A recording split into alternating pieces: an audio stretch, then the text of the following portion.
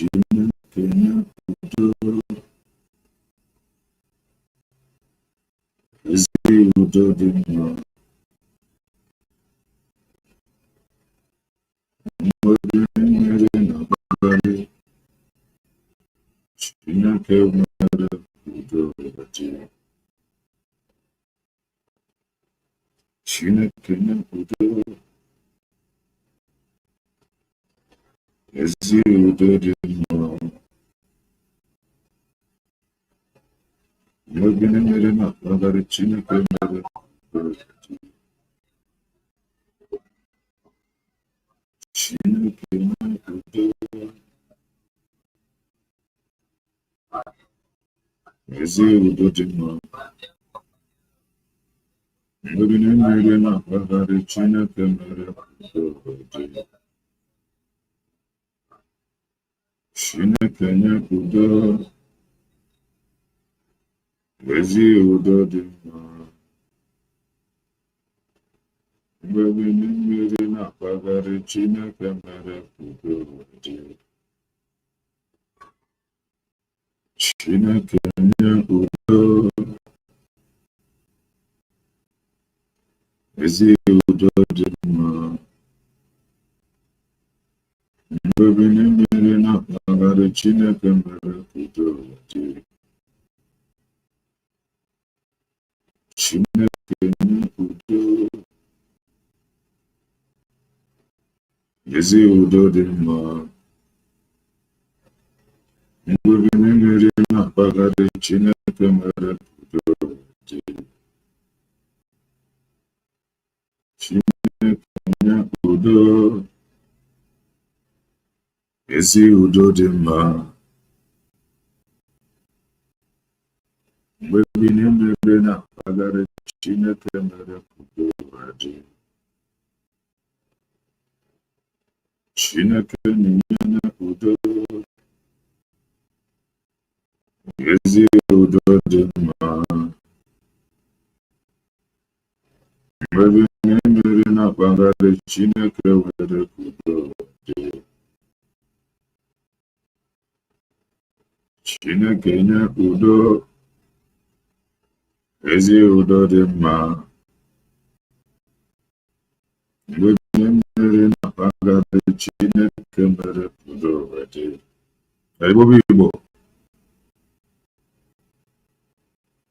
Igbo birikweni yo. Ụtụtụ ọma, ehihie ọma, mgbede ọma, depending your time zone. Anyị ya dịka echi, maka na echi adịghị agwa bụ ka anyị na-agwa ya. Ọ bụ na isonyere, what are you waiting for? Click the like button, subscribe, and comment, share. If I ain't a boy, and keep as well. If you are just coming across our channel for the very first time, you are welcome. This is Kelena TV. We are live and we are direct.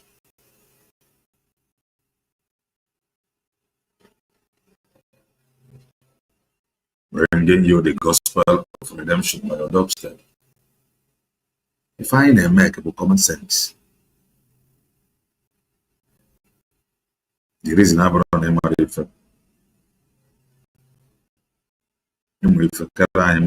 I gas school.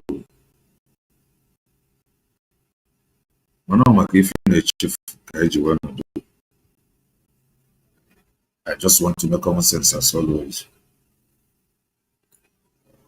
Was Malema as a Kenneth. As a Kenneth, you are very welcome. Agubuzo no rina. Nwoke Zike no rina. Shuku Sunday no rina. Ubeji Atoka Thank you. You're welcome.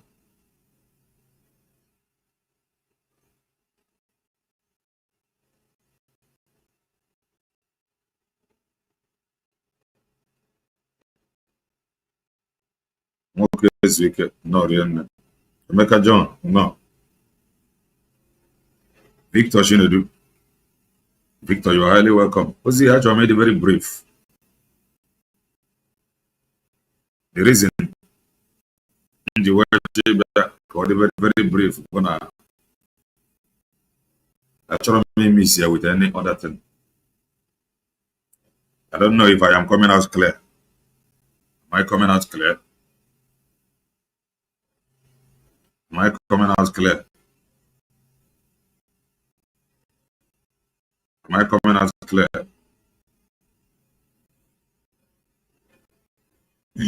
Am I coming out clear? Okay, Victor. Thank you. Thank you. Thank you. Thank you. Thank you.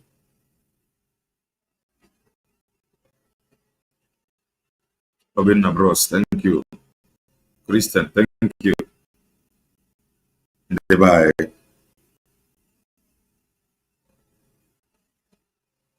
Julius, no. Whoever that knows Kelena TV,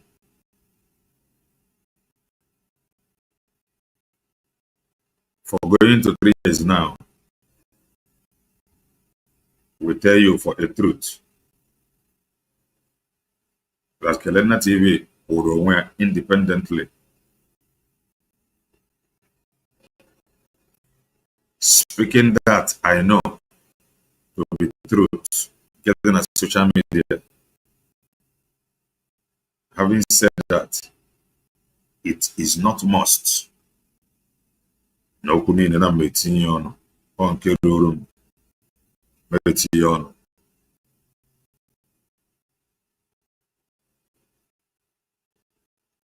If I sure among us will peace.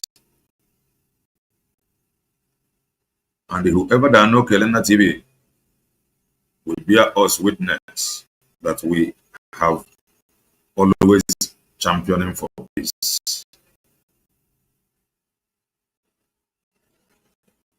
Kelena TV can attest to that. We have always been championing for peace. The reason I am a champion for peace, I have looked around the world. There is nothing you can do or achieve without peace.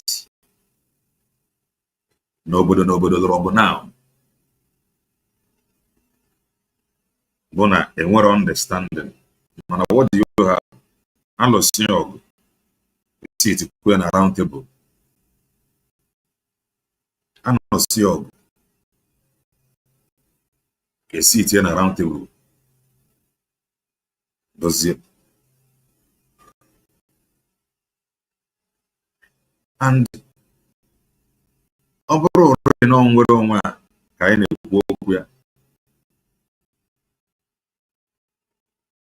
we must make sure that there is peace among brethren. I'm not difficult, but not impossible.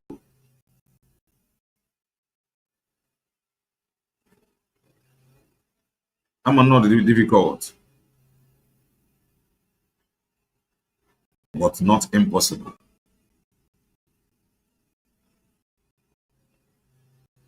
Without peace,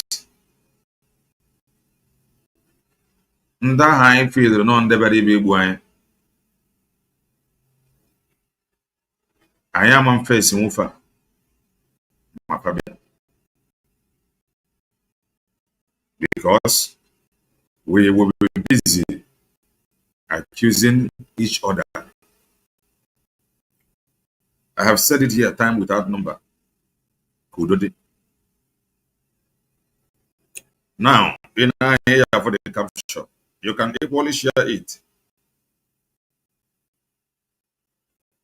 The reason why I choose to it's your side there. Or the reason why I came again, but that I read out what Dr. Ngozi Orabueze posted by a particular name, Commander Thunder, and how what she wrote comprises Commander Thunder and Igwe Butuzo and Wam. I read it out. And we equally said that I ain't gonna a response. Hear us clearly. Now, if I ask an ABS. If I need to be about that, and when a response, Igwe Butuzo have responded. And his response to the social media. At least I have listened to his response like 2 platforms. And I will not play that response. I have my reasons. I don't want to play it. I don't want to analyze it. Mana before, Gap walk or cut and join into your court to join here. You no. Or in social media. Now Dr. Ngozi Orabueze Adra work with Igwe Butuzo. Everybody know.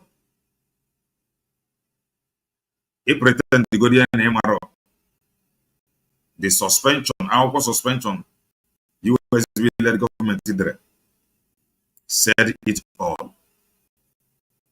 So Nafane had their work for the meantime, and Nafane or a good time.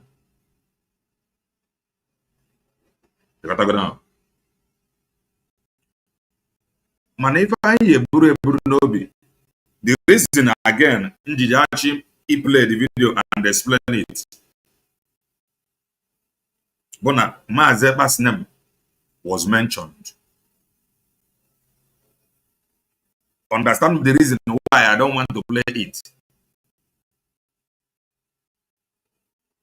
Mazeba's name was mentioned. And the time that I read out what Dr. Ngozi Orabueze wrote, I said, Mobro and for response from 19 okay. Igwe Butuzo. I get you on and his response. Then on social media, when I'm on actually where the reason is actually why the response book like say his own side of the story. I'm now. Manimi Fenina Kaichon Udo. The one I feel on the very big I have been asking this question. For this confusion. For this fight, this in-house fight. If you don't feel na fight name,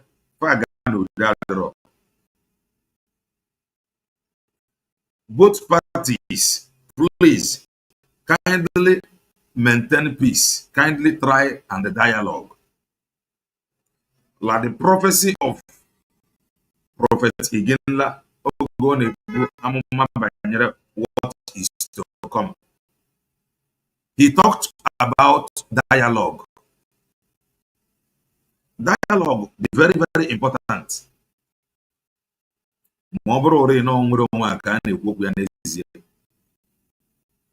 Peace, the very, very important.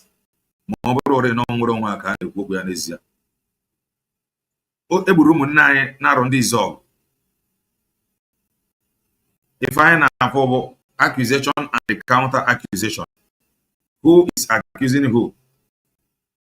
Ndibo, Nabo. This thing Dr. Ngozi Orabueze posted Can the name of accuse onye Igbo and onye Igbo and Odoroma.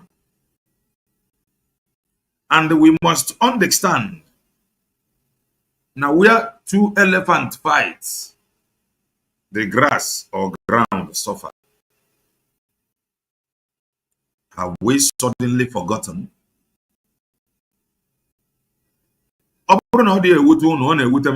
Since from onset, okay, this thing for bidro. Na social media from the gangsters about also with the account and the website. Okay, that in bidro. The team pen me with them. And they cannot play with them. Do you know why? Makanega and whatever they the money. And all with them the more. When one of our brother commented that because of that he take extra job, weekend job, Saturday's job, near where a Saturday job because of Kiamwe did not contribute to his own quota. That is sacrifice. Opposite Kenya account. Kenya account about also. Then how do you think another person that went to take extra job goes where they continue that extra job, knowing fully well any account? Or go on Adroma and the mob na 2 elephants in Anogo. Ane, I fear, Bifena Sophia. That is the truth. Mob na 2 elephants in Anogo. Ground or grass, Bifena Sophia or Droma. Let us dialogue with one another. Let us dialogue with one another. Dr. Ngozi Orabueze, I have said it before. Try and make peace as a leader. Try and make peace. I don't know how impossible all day to make peace. Impossible before. Try now to make peace. Said my voice is somehow breaking.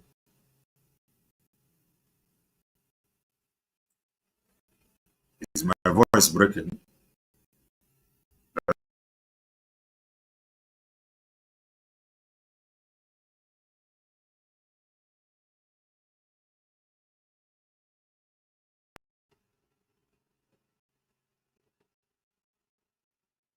Is my voice breaking?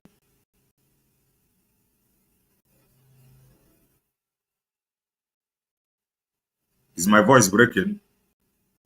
Is my voice breaking? Hope I'm loud and clear.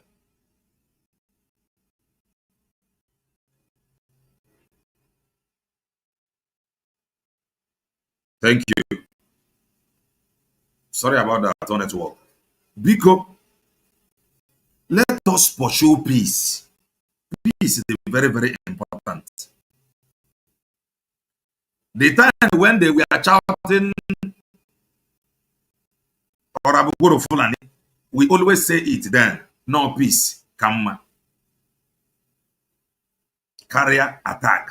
Some of them far through. Then that Kelena TV was spared. That was why I was talking about peace. When they were shouting white painted hair woman, now shout to Orabueze Fulani. But what do you see now today? When they were running all this propaganda, okay, message from Finland. Message the message social media that it is doing more harm than good. Then what do you see? They stopped.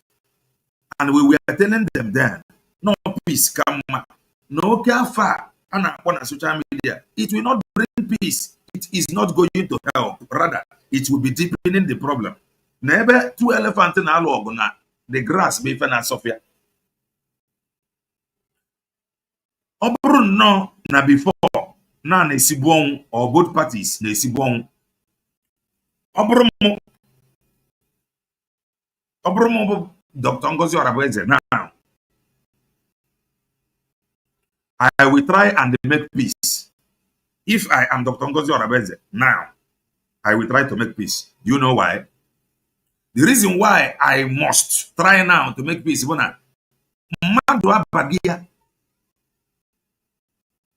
according to her right up,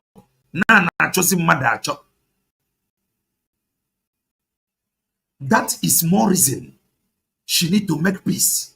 Whoever that is around her can advise her.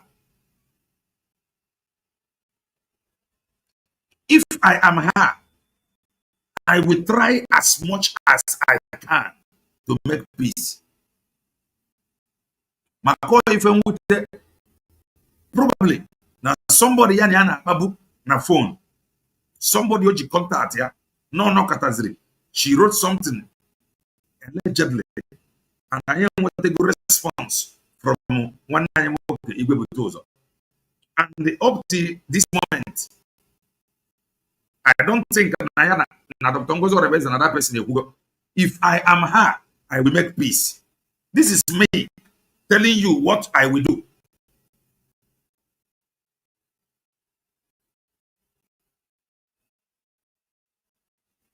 This is me telling you what I will do. You may not like it. Everybody will opinion and the patterns and strategies until you see her handle his or her own thing. But I will make peace. I will try as much as I can. Try going more fellow. Use somebody. Try as much as you can. The reason why this thing cannot lead us anywhere. We are two elephants fight. Grass suffer.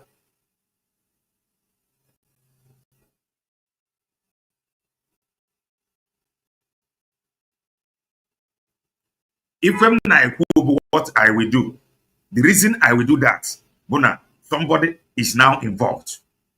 That is what I will do. I will look for any means possible to make sure that there is peace. The reason no they go on natural man chop. O make ya peace. O kreke no ka petinyaka. Ke information we ke government. Ka mara ma ga afọ onye na-ekwu na na-achọ. We cannot continue like this. We are our own problem. Some of us can never the thing as if no so that we cannot make peace.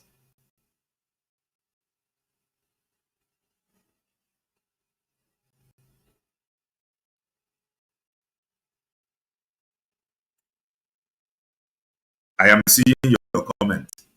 You are free to disagree. You have your own take. Me, the reason ngejiji achọ peace bụ na according to ya nwa bụ Dr. Ngozi Orabueze, mmadụ na-achọ mmadụ achọ. That is why I must make peace. When we talk about discipline, some of you are there. Some of you are there. Discipline. And that discipline must be, if you are under somebody, know it that you are under somebody. If you are under somebody, know it that you are under somebody. In under that person, you are free. Either name free or not. But you know, under somebody and now walk against that person, there is no point being with the person. That is the simple truth. And there is something all must understand.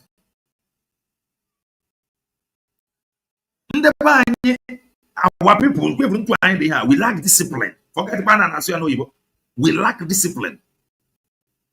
We are too loud. We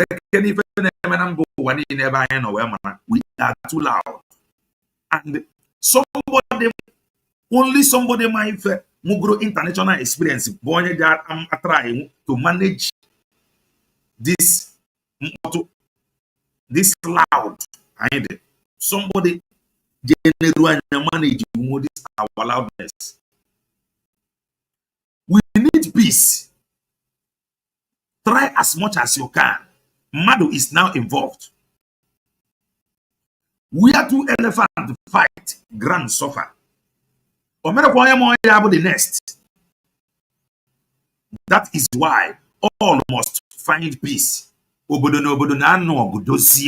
is wrong with us? I read out news between Thailand and Cambodia. I read it out. I know why I follow that news.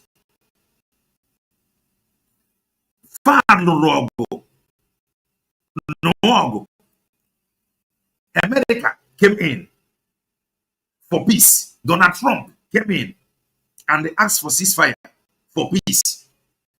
Chinese government came in, asked for ceasefire for peace.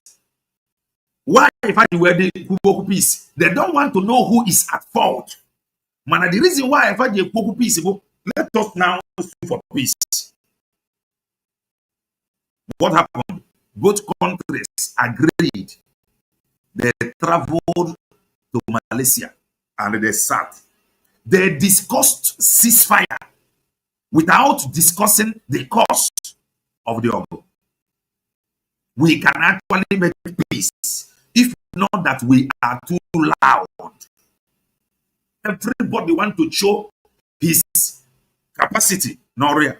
Everybody want to show how he is in control and in command. And the more they show here, if I power and when that continue, the ground when you suffer.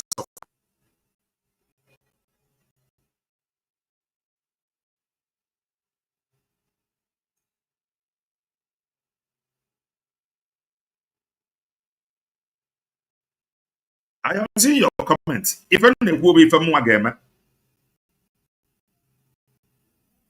if there is something all must understand here. Some of you may not like it, which everybody will his or her own opinion. Everybody will opinion on here. Man, if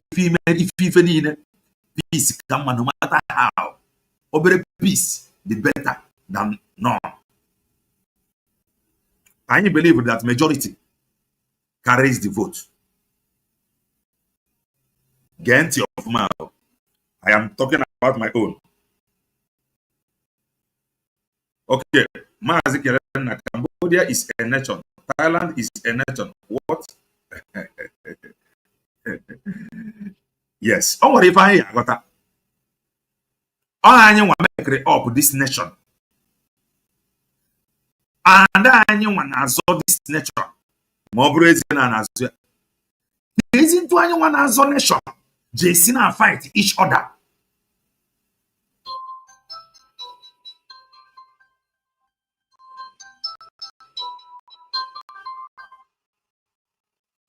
Isn't to anyone actually GG with a nation? Jason and fight each other. I come back now to majority carry the vote. Only majority carry the vote.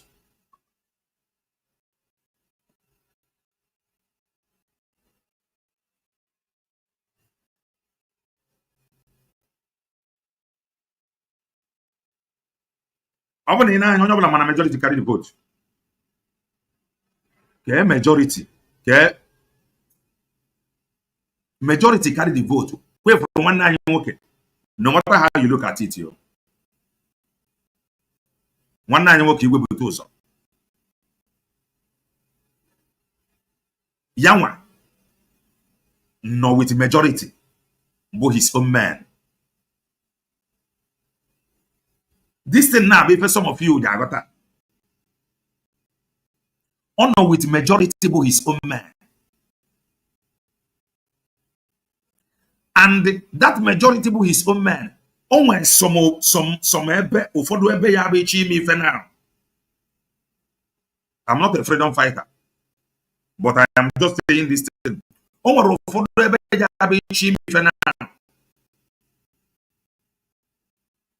He need his advice. Or ya nwana onwe ya nwere ike. Je ka nje si eti okwu a. O nwere ike izije mmadụ. Ama me na now. And if onye ọbụla ya ama bụ ana m ekwu ya here steady. Ọkwa ifuru ndị anọ n'ụlọ. Ọ ndị nọ n'ụlọ bụ ndị na-ekwu okwu nwere onwe.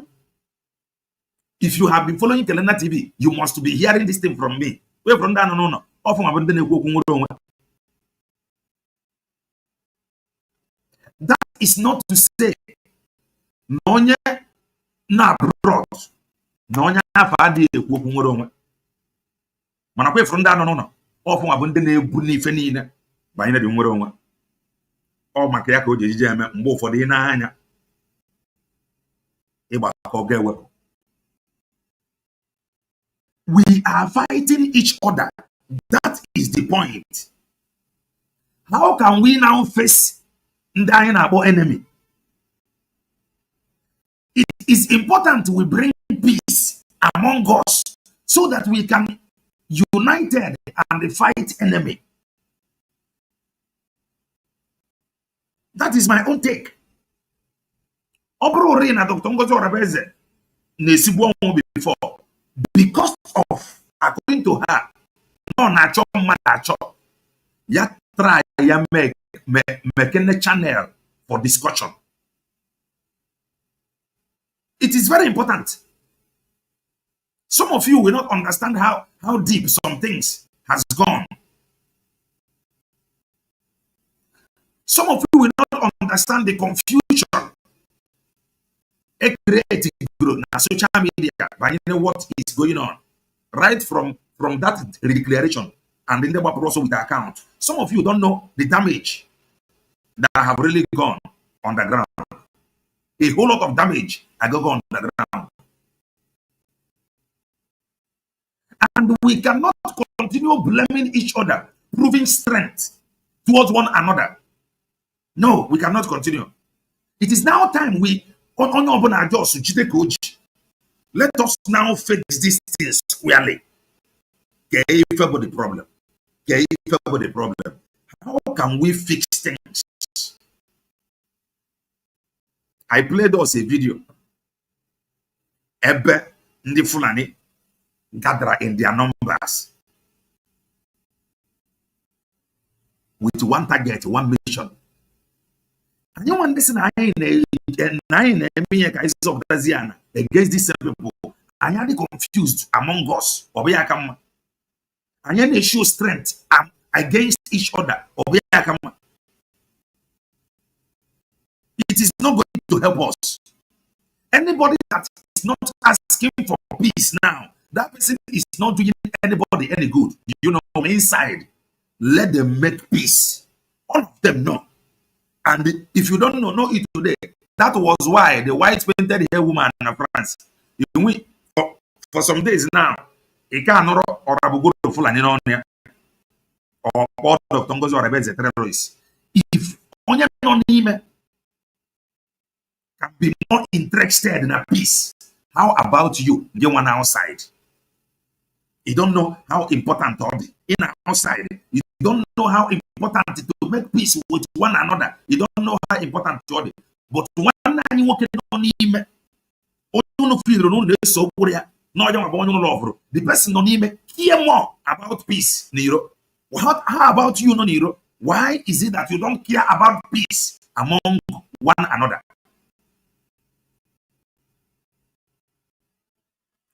It is now becoming very clear that if they can be inside, hear more about peace outside. How about you outside? Obro no na peace ya dibuo because of na chom madacho. At iboturu ninu sina na rofu nyoru asu na roru ni asu.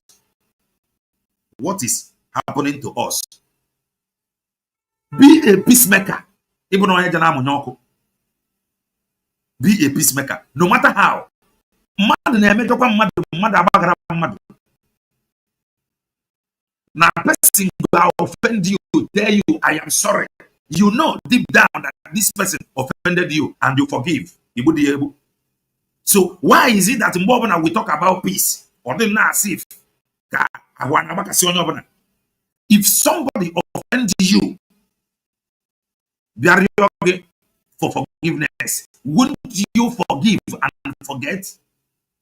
Or somebody no name, we care more about peace. How about you now outside? If you don't care about peace, you don't want to be outside. How important is peace among good on you?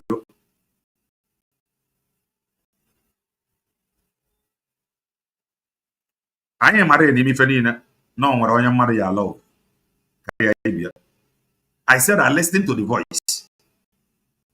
I don't want to play that voice.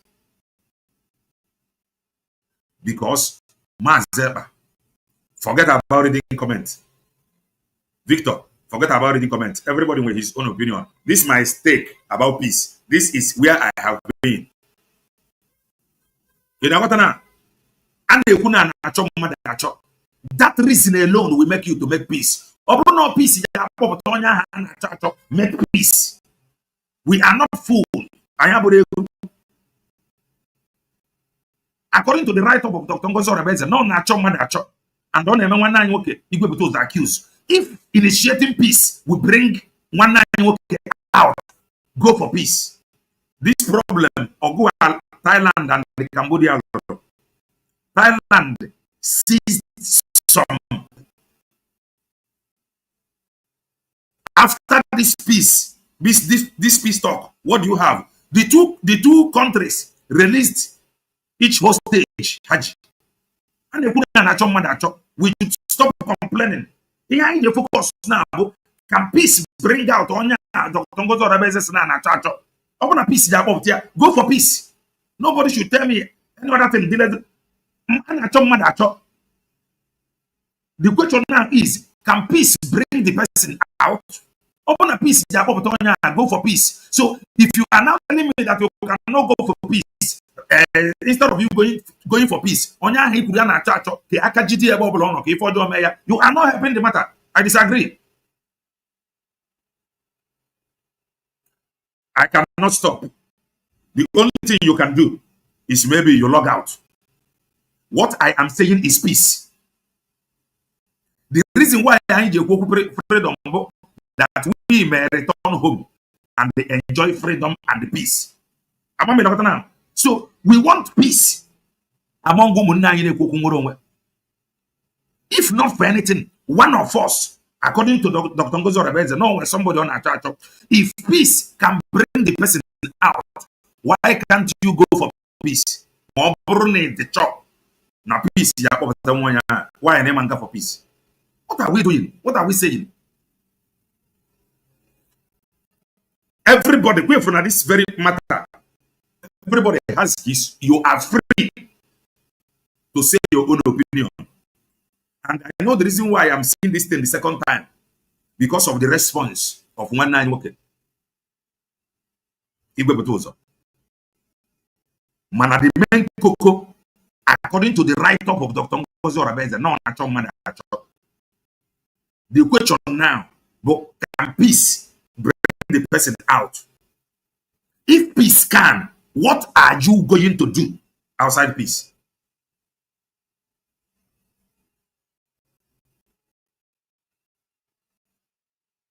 It does not matter how you see it. Mana ihe a na-ekwu na-achọ mmadụ achọ, o nwere ife wetara ndị ejide mmadụ, ndị a na-ekolo ndị mmadụ na anịba anyị fakolo mmadụ.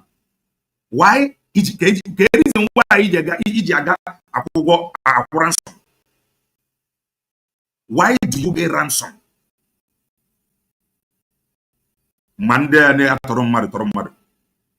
The reason iji akwụ ransom bụ nature of peace and the nature of freedom. We should just calm down. If a trigger, if any now about the post of Dr. Ngozi Orabueze, which is normal, maybe to her no with no what I the person online and according to her comment no for the person obruna peace. This is my own opinion. Obruna peace that should be the question, and I think I will put link here.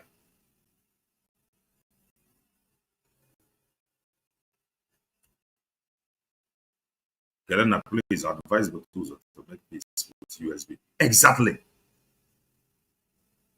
Exactly. If I natural peace for both sides, if I natural peace for both sides, Onogamata and Antonino, now we are two elephant fight. The grass suffer it. You must not be on social media and undermine this thing, this word. Now we are two elephant fight. Grant suffer it, or the grass suffer it. This is the truth that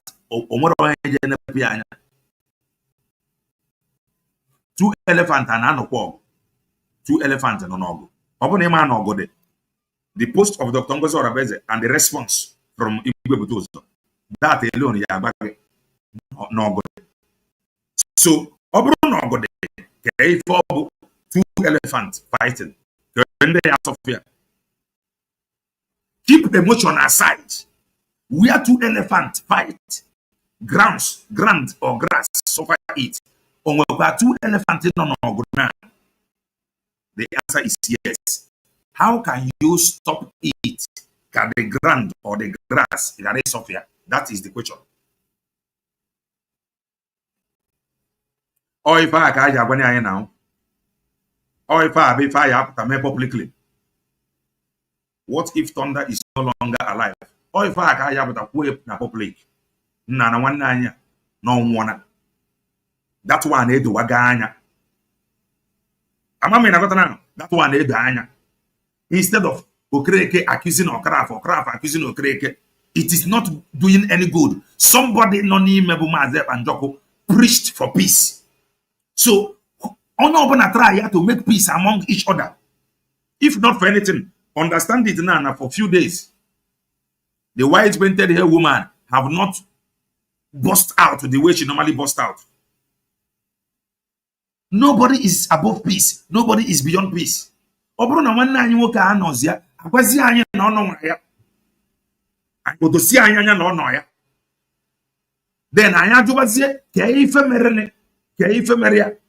that will be the question now. Suspiciousness let us just stop. Because Mazeba cannot be there and talk about peace among the media. The government and the homeland. What are we saying? Both parties should open way for peace. There was a comment that said that Thailand is a nation. Cambodia is a nation. Yes. Ndị nọ n'elu ekwu okwu nwere onwe na abroad fa na oro onwe faburu a nation. Ndị nọ na niba anyị na-ekwu okwu nwere onwe na oro onwe faburu a nation. Ọkwụ no sine nwere governors. The governors can equally initiate peace. What are we talking? Oburu na ono nwa ya agba anyị pump and plan na ono nwa ya just like mgbe news na agba na social media banyere nwanne anyị nwoke Commander Holy Ghost. The news bara na social media up to today ihe a na-ekwu bụ na ono nwa ya. So oburu na onye nke ano nwa ya agba anyị na ono nwa ya anya fukwana ya. Then a mayor the very plan. It is now, hear me out, onwere the kind of coordination that I am expecting. Onwere the kind of coordination Kelena TV is expecting among freedom fighters. Onwere the kind of coordination one am expect. Do you know that kind of coordination? A coordination whereby their media team, but no if their media team webter, na media, but if independent broadcasters will be talking about. Their media team will be working in hand with the government, both in homeland and abroad. This kind of connection will what we are expecting. Not accusation and the counter accusation, not vacuum. We don't want vacuum. Onwere the connection, coordination any na face ya no now. Ndị nọ na-ekwu okwu nwere onwe fe their own media. If you see why sometimes if Dr. Ngozi Orabueze comes online and they close or say this account has nothing to do with USB, some people are fighting. Yeah, it is now high time we come against some accounts. That is the simple truth. We need to sanitize everywhere. We need to sanitize everywhere. You need to sanitize everywhere. Account over account. Any account that is not among you that is talking about freedom, tell us that we can never report the account because we are too emotional. A whole lot of accounts. We said this thing earlier when that account Ross was writing something. We were looking at it. Or it takes months before that account was debunked. Or was it take that long? After many have attached to that very account, emotional. We need some coordination. Just like this comment here.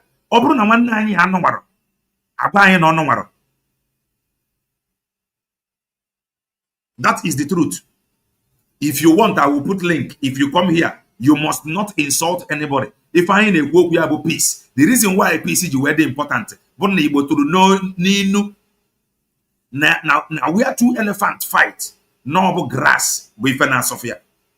If grass is suffering, that two elephants is fighting. Why na yama me peace for the two elephants? That grass may stop suffering. Because onya na suffer if na ebe obula onabo. One na nwoke by name Thunder. Not Dr. Ngozi Orabueze. So we are two elephants fight. Grass, ground, suffer it. So what are we going to do to make sure na ground or grass is not suffering? We want peace among them. Let them make peace. Let this confusion, according to that voice of one nine okay, and distraction end. Very important. Because it has been proven that without peace, I am telling you, without peace, I am going to post a link. Come out and tell us. Don't insult anybody. Whatever you know we can do to bring peace, come out and say it. Nobody is above peace. Why na man stand upon that and they ask for peace?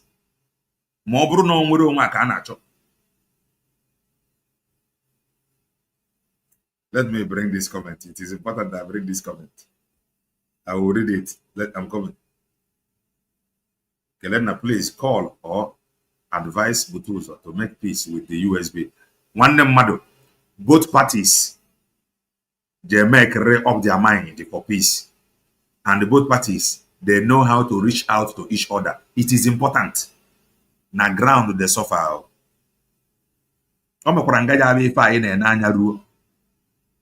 You are one-sided, Kelena. One mado. If I ain't trouble peace, both parties should open channel for peace. Na ground they suffer. One nwoke afiabo commander, according to the write-up of Dr. Ngozi Orabueze, Commander Thunder. Yanwabu somebody now Sophia now. Na ground they suffer. We are two elephants they fight. On the non-homeland bunde. How are we encouraging the vine to talk or join Okumuro? I just posted the link. I think okay. Here is the link. They don't come and they say your mind. Come and tell me how it will be possible without peace. I'm waiting. You may not like it. You got to go now. Man, if I ain't a peace, if your brother is kidnapped, let me use that. Let me use that. Okay, we have somebody now. Can you use your brother being kidnapped into obodo bongo dị now. O wee bụrụ na ọ bụ ransom ka ị ga-akwụ ka your brother pụta, what will you do? That is the question. All must be disciplined. That was why when Dr. Ngozi Orabueze talked about discipline, Yelena TV supported it. I support discipline. Man, if I know to some of them that is against peace. Obru na ejide nwanne gị jide nne gị jide nna gị e wee sị no peace be ife o ego be ife a ga-eme ka akpọpụta ya, what will you do?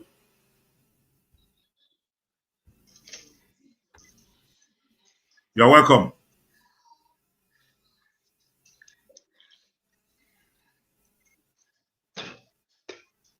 Yes, unmute yourself and talk. Kingsley Isaac, you're welcome. Yeah, my brother. Ndewo.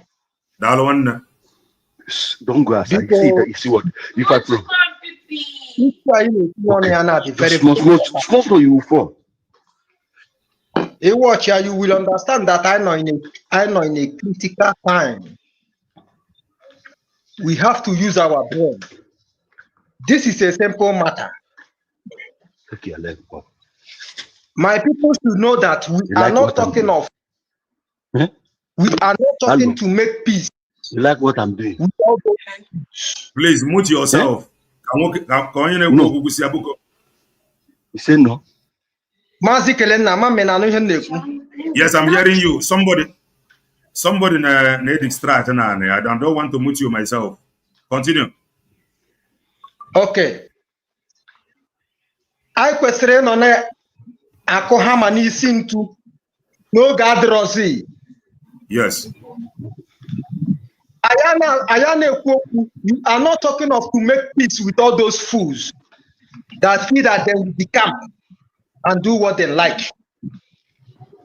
We are talking of to make peace with our men soldiers. Oh, now, and I happy sinko now what they are jojo. Sorry, let me come in. Eba baby mwa na-ekwu okwu ndị na-ekwu okwu nwere onwe. Ọ bụrụkwa ndị nọ na media.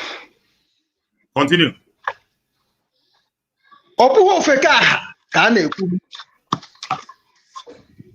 Maka na ihe ọjọọ bụ n'afọ ọgwụ nwa di ya na inunu kọwara ya ihe ọjọọ bụ ihe ọjọọ. Ma dịka eri ha rịrị naanị ya ebiri. Exactly. Mara na agadi nwaanyị a ga-agba ọsọ. Ọbụkwa na-ewu pareti awụrụ ya. Efunye na ọsọ mebe. Ihe ka nte bịaketere nte na ọ bịakwutere nte. Amakwa mgbe nwere onye Igbo n'ebe m na-ekwu okwu. You are very correct. Biko, ka anyị hapụ n'ọgụ anọ n'ụlọ. Ka anyị gbaba n'ama je nụọ ọnụ nke ahụ nọ n'iro. Ka anyị je nụọ n'ọgụ anọ n'iro. Emesịa ya afọ agada. Kpọkwa ụmụnna ha. Mmiri nara n'ụkwa nke nara n'uji naanị uji. Maka na oke na agwa ada ebikwe n'otu uji. Ebe o si etu adị. Nwa pụrụpụrụ na Maazị Kọmanda Butuzo amakwụghị ụdị aka ya dịrọ. Ma na o nwere ike omume ga-eme ndị ji onye anya aha anya. Enwekweghị anyone soja iluzuru. I dey happy about it. I'm telling you. Thank you. Enwere omume Butuzo ga-eme. Enwere okwu ọ ga-ekwu. Enwere aka na ntị ọ ga-adọ. Onye ọbụkọ na onye nche obodo kpachapụ n'anya kunusi agwa okwu. Amaghị m ka uche unu ha. Oge m na-agwa one of us okwu a ga-ejikọta Simon Ekpa unu nọkwa na nwayọ. Ihe anyị na-eme bụ ihe mmụọ. Enwe ndị na-enye oke na-enyeru oke otu o kwesịrị ịdị. Enwe ndị na-ekwu okwu ọ na-emezu. Ọ bụ ihe niile bụ ihe social media. Unu nọ nwayọ n'ihi na enwere ndị na-achịkọta okwu ọnụ. Please, round up one mother. Commander Butuzo. Mmụọ ibie. Ọ na-abụkwanụ oke osisi fu onye ọ maara ọtụọ nguzo Butuzo. Okwu a dịrị gị. Minye mma ahụ n'ọbọ. Minye n'ọbọ. Minye n'ọbọ. Ọ na-abụ afọ ihe ka ubi ere ọba Butuzo. Mmụọ na-ekwu. Enwe ka ahụrụ eme ka emere. Hapụnụ ihe dara n'abalị ọ bụrụ anwụ Butuzo akpọ oge okuza. Enwe ihe nwere ịgwa gị. A ga-ebe gị n'igwe. Anyị bekwe gị zaa anyị. Kpọọ jụ. Tinye mma n'ọbọ. Onye a na-ekwu okwu bụ mmadụ ibe gị. Ọkwa onye a na ibe gị. Ọ bụrụkwa na ijiderie maka na etu anyị si eme omume. Emebikwa n'ife. Anyị na gị ga-emezi ọdụnebe. Enwe ihe mebiri emebi anaghị emezi Butuzo. Anyị ga-ebe gị n'igwe. Anyị bekwe gị n'igwe zakwa anyị. Emekwana anyị ka ịmahụ ndị anyị bụ. N'oge anyị ga-ebido wobe iwe. Enwere ihe mere anyị ji mebe omume anyị mere Butuzo. Iji anaghị na-afụ ihe oge nke na-eme. Ịfụ na nke bụ eziokwu na. Achọrọ m ka a bịa si be ngọ. Atụba aka. Iji na anaghị fụ nke bụ eziokwu. Ịmakwana ndị okwu n'okwu a. Anyị bekwe gị n'igwe zaa anyị. Ka anyị mara ebe anyị kwụ. Maka na dị mgbe na-abụ na-abụ n'okirikiri amakwaghị onye na-achị ibie Butuzo. Adaba anyị anịba anyị na-echekwa gị. Emefekwene. Iwegide iwe nachigha. Iwegide iwe nachigha. Maazị Jento. Kọmanda Jento. Arụsị achị n'aka ọ na-agba. Nachigha. Nachigha. N'ụkpọrụ na okwu onye ozi. Nachigha.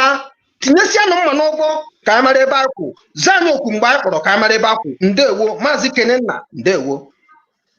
Thank you, thank you, thank you, thank you, thank you, thank you, thank you, thank you.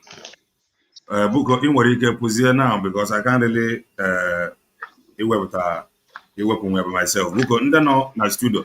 Buko, wetuo ne mmụọ ka o nwere ife nchọrọ ikwu. Buko, nwanne anyị nwoke a, forget ya ife ị na-ede na comment section. Nwanne anyị nwoke a kwuru okwu now.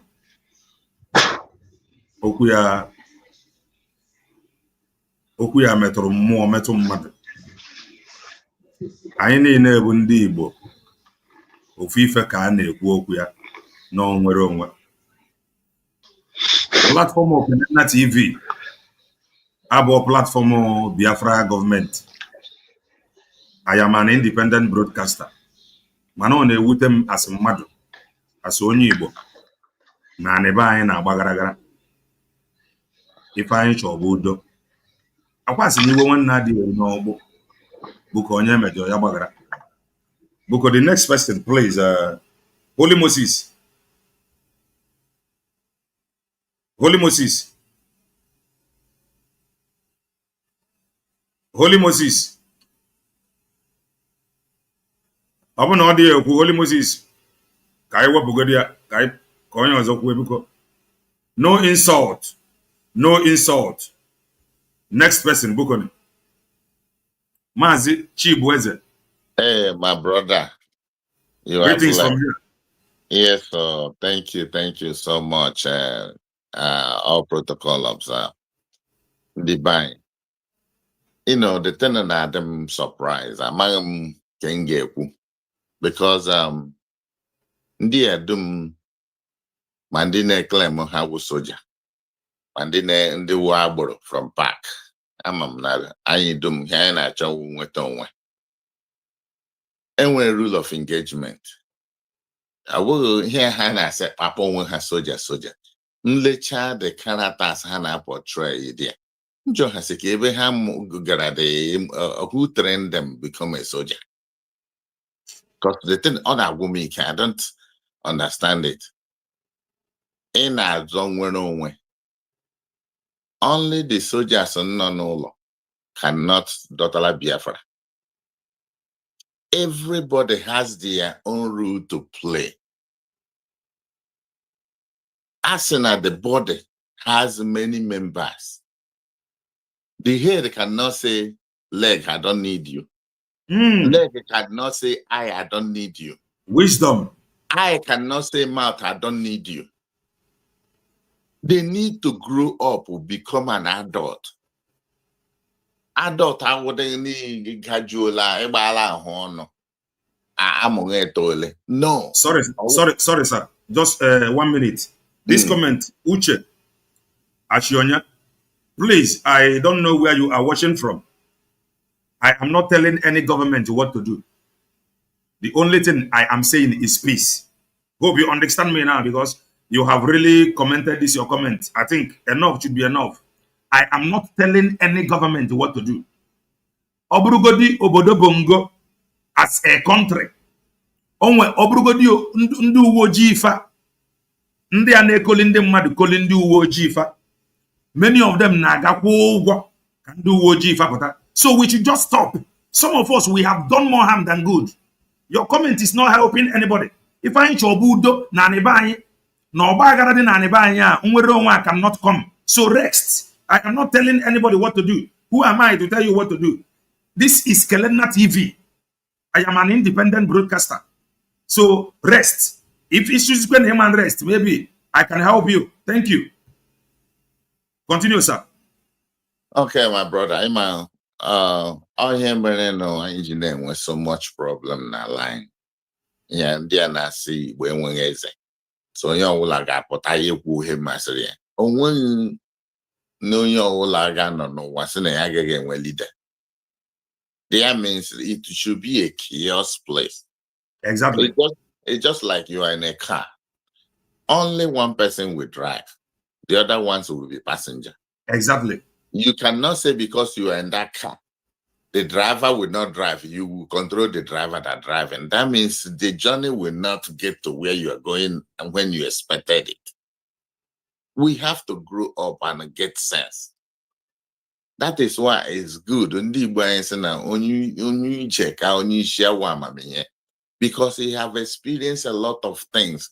He have gathered from point A to point B to be able to make a decision that will be best suited for that time and place he is.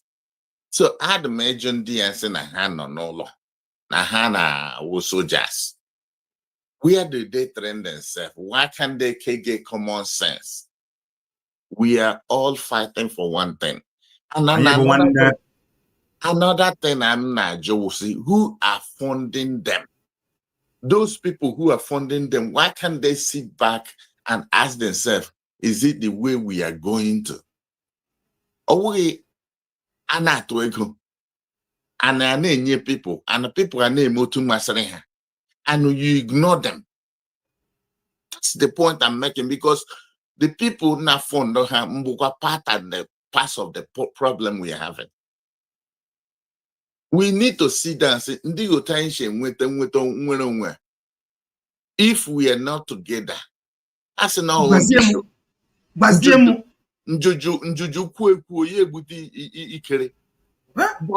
one single broom cannot do nothing.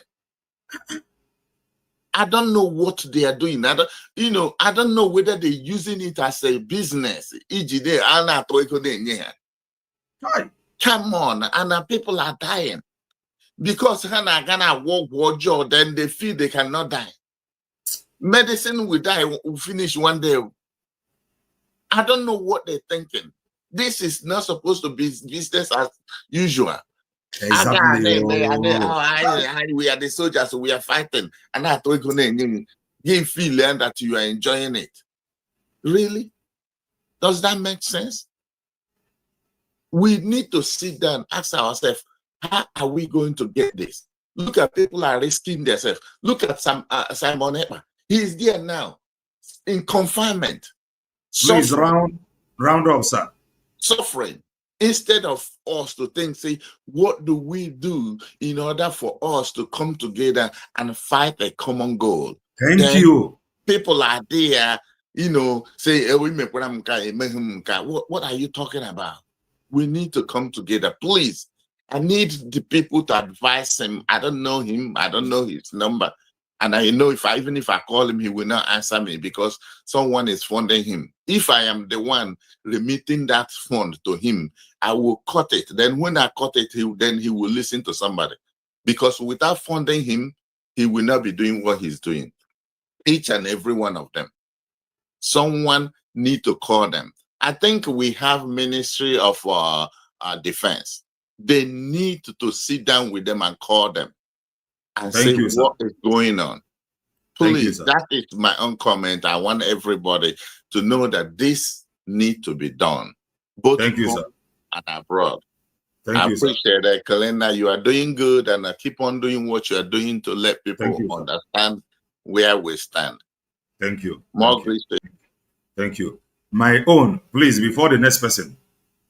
If I'm Jekubo,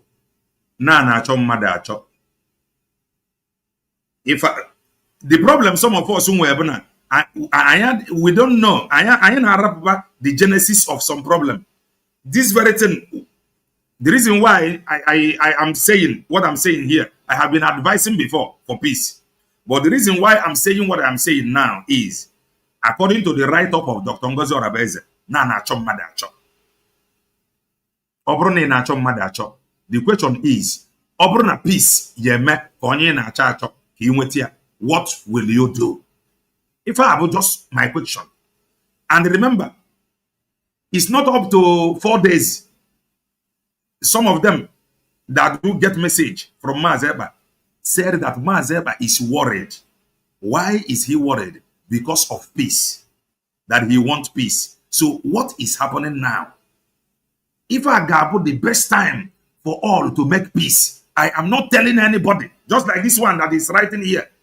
I am not telling any government or anybody what to do.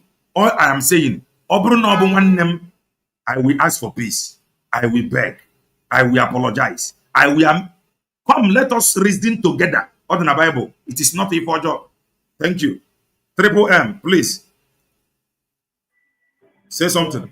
Thank you, brother. Thank you, my brother Kelena. You are doing well. You don't drink one name, Hello. Yeah, greetings to you all, my fellow Biafrans. Okay, I see you, my brother, and every other people in the house. Yeah, my brother. Topic is the mama. Mana ihe nọ n'ime ya bụ asị agba mbụ ọtụ n'ogwe agba abụọ ọtụ n'ogwe amaghị ma ogwe ka apịara akọ. Ọ bụrụ na anyị na-anya, Butuzo has failed Biafra before, and now Yanatwaka history repeats itself. When you don't want something, like now, I like your name. Based on my own opinion, then I will not follow you. Do not turn around fighting people following me. My brother Kelena, you and I know this thing that is happening now happened during the time our leader, our PM take over. All this same Butuzo, our in the support Roma Simon unalived. Mande ko Rinando Makana, how with the phone some our soldiers roku. Here the make we are talking of peace. You can only make peace with someone that wants peace with you. You can't force peace to anybody. Remember, Biafran government, which our DPM made clear to us, that now she personally spoke with Butuzo earlier on, where this thing that Butuzo is a very good and calm guy and humble person, that he loves him so much. But once Ogenkere Nando Tiabrabia on a phone, he was deceived. My brother, is that a man? You are fighting for freedom. You know what you are here for. Even before, that's something they made. Now you realized. What about back to USB after social Genkere, that now Abraham Akanusa despite going, you came back, started working with the government. My brother, when you came back and stood by the government. All you need to do is this. Whatever instruction government brings that will favor you, you follow. Government brings up the centralization of the military. Why do you come and counter this? That is where the problem starts. We are 40 states. We are 40 states. You can't have just only 2 camp power PMG that time. Up to that moment. Yeah, wuka orutonye hurutonye azu ka ọchịchị baa n'ime obodo. Ka security at least mgbe ya ga-esi eti enwe squad na Igwe, enwe squad na Owerri. Enwe everywhere. Than ịbịa nọrọ ya wụ sọsọ ofu onye. And despite that, a ga-enwe overall. But this particular guy kicked against it within the na-adụ ya ọdụ. Why would you kick against it? Now, upon that, now he showed as a government now based on say now how with the decentralization. Why going against your brother that is fighting this? You want to repeat what you did during the time of our PM.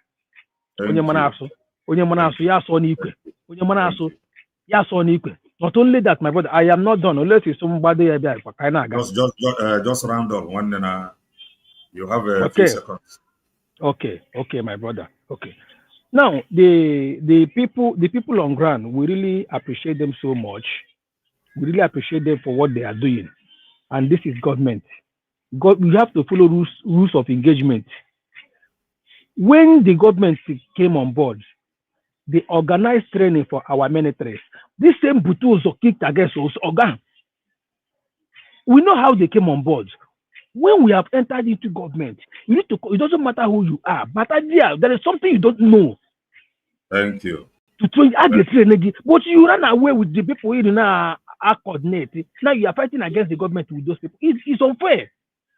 It's unfair. We have to rise up on the occasion and do the right thing. Thank you very much. Thank you. Bukone, why they blame anybody? Ihe na-ekwu okwu ka udo ka anyị na-ekwu okwu ya. Ife niile tara n'abalị ya bụrụ anwụnta. The reason why I'm an independent broadcaster. That is to tell you no nke ruru mmeti ọnụ. The reason why weti ọnụ na nke abụ na I brought out the write-up of Dr. Ngozi Orabueze. And the reason why we wepụta the write-up bụ na mmadụ bụ ife dị involved. And the mụnwa na-ekwu ejiri maka onye dị involved gaa for peace ka udo dị ọbụdị arụ. That is just my own take. Maka na mmadụ dị involved. Not to blame anybody, but let peace reign. Thank you. Orabueze, you have the floor. Just 2 minutes, please. We have limited time. 2 minutes.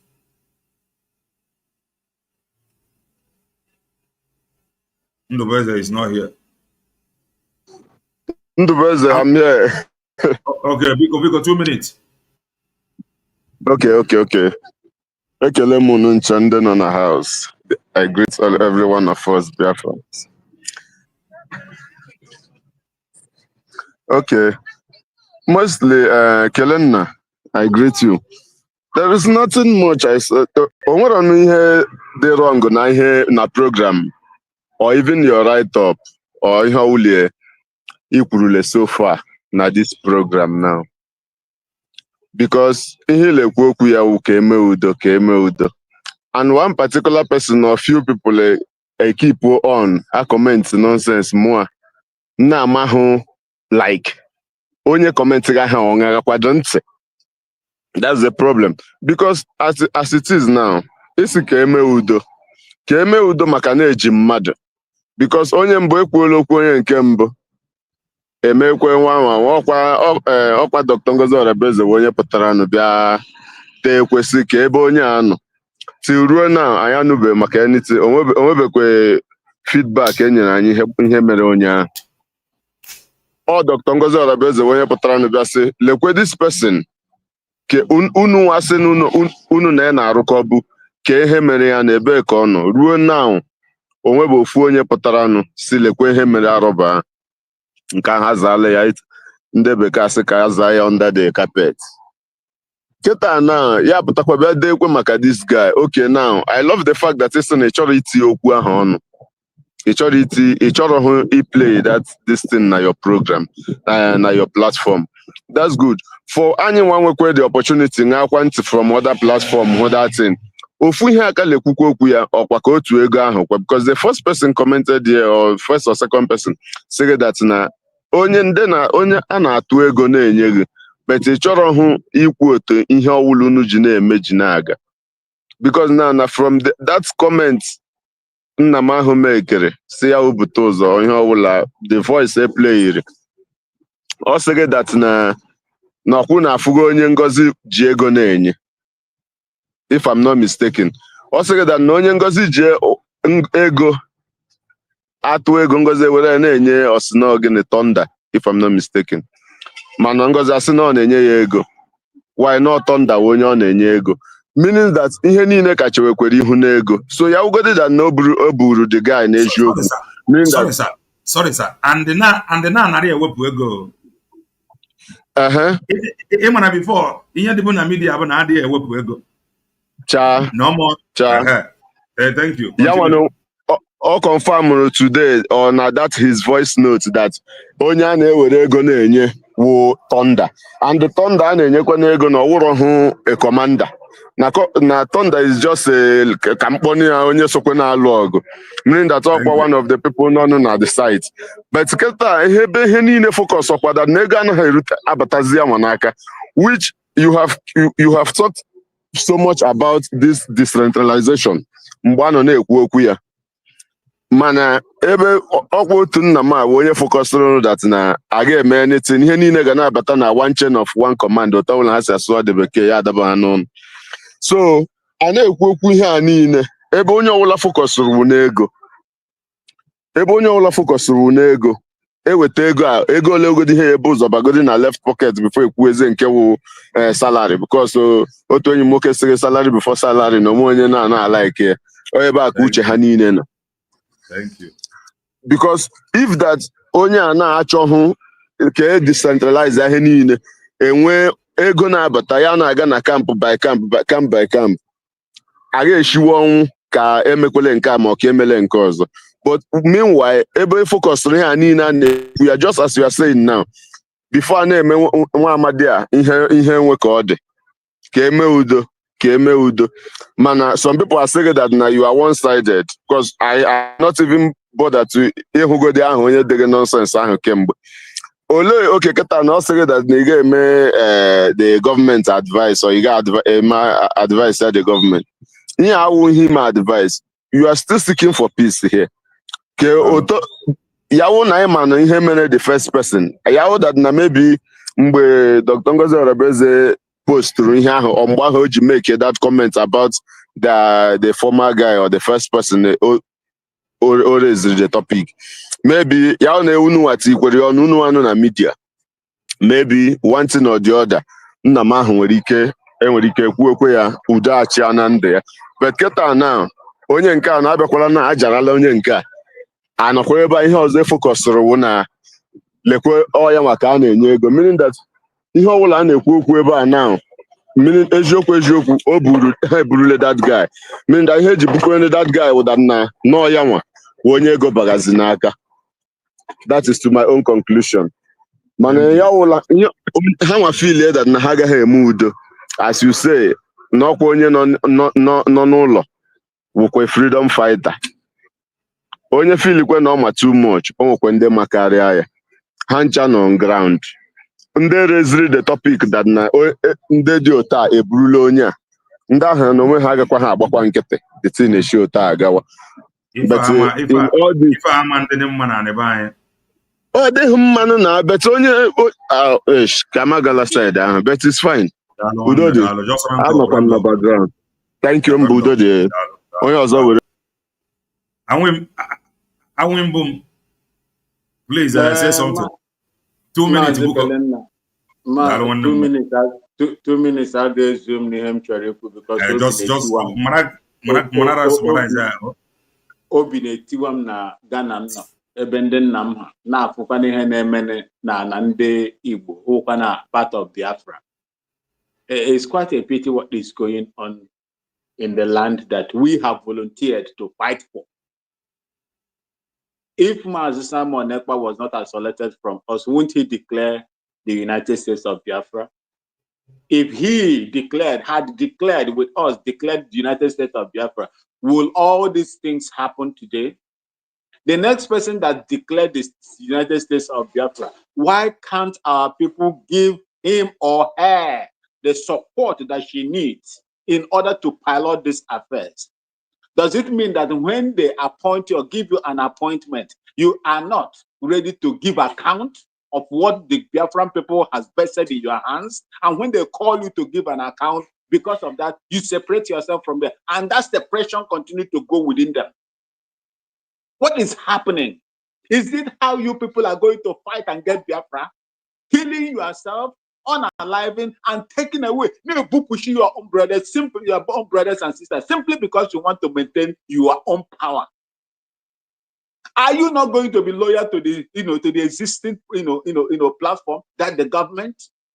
Look, for me, I am a supporter of the United States of Biafra because that was the blueprint Mazi Simon Ekpa put in, set aside before he was isolated, and they knew what was going on. These people are very, very subtle and very, very technical when they want to do this thing. They took away Mazi Nnamdi Kanu from us, hoping that they will replicate the same thing they did to Wazirike. It didn't work. Simon Ekpa came out. They took away Simon Ekpa. Then the structure was still there. Down with this woman, all of them that went to Finland to go and redeclare Biafra. Why couldn't they say, no, we don't want? Why couldn't they come out and say, we don't want? It is because she's a woman. Haven't you people heard of Yas Antoine of Ghana? Haven't you people read about her, the Amines and so on and so forth? Even recently, Hajia Sawa Gambo or something like that. Haven't you heard about them? Haven't you heard what they did to their own people and to liberate their own people? Thank you. Because she's a woman. If you like, continue to fight yourself, continue to create division among yourself. Your enemies, this is the same thing they did to the Hausa people. Using the people among you to destroy your people. And when they finish, when they use you to finish your own people, then they will now come in and begin to do what the military call mop up. They will mop you up. Go and see Hausa people. Go and see go and listen to what Buba Galadima said about when OPC was trying to take over Kwara Elore from them. Go and see what happened. You think that if you continue to, finish your own people and attacking your own people, that these people will keep, they are not watching you. They are watching you. And since it is involving money right now, they will give you that money to help you to fight your own people. And after that, they will consume you. They will consume you. If you like, continue to fight. But all I'm saying is this. Peace, peace, peace. Misi, Misi, Ekwere Banimo Olulu. Aga kupi and okpi. Thank you, sir.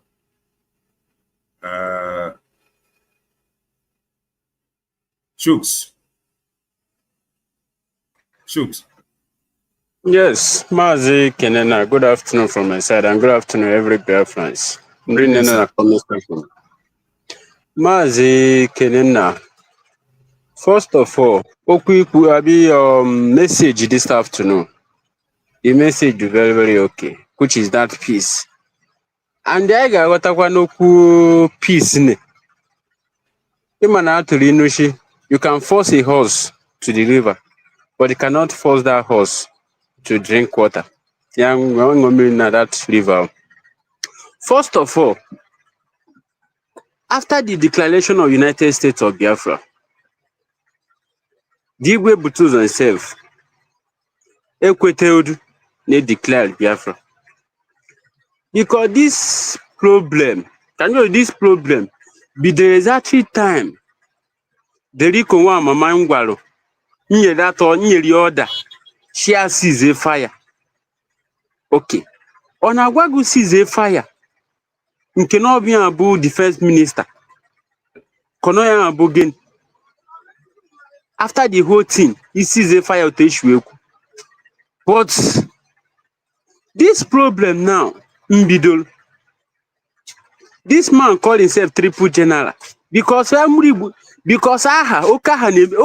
maybe go a lot of things na Biafra land. Okaha maybe go a lot of things because why equal phone triple general Sanya Bunwe Igwe Butuzo Yabuna Zada the same aha. And commander of all commanders, Ada Pokwada the same aha. That aha you need me or the beach. And Kaida connect kwa this dot General Gentle the Yahoo Mptalo. Their drop or I think that should be either second or third broadcast or drop. Now how will meeting with the governor of Imo State? Sorry, And sir. that Please. Sorry to cut you. AI na-ekwu now, nwanne anyị nwoke, according to the write-up of Dr. Ngozi Orabueze, na nwanne anyị nwoke na-achụ ya achọ. Okereke is accusing Okarafo. Okarafo is accusing Okereke. That is one. Two, something happened in Arondi Zog recently. Our own people is accusing each other. Oderoma. Obruno peace. Get with that. Now us against us. That is just my point. Obruno peace. Get with that udo among brethren. How can we go for peace? The reason I did that for what is happening on ground, not people on media.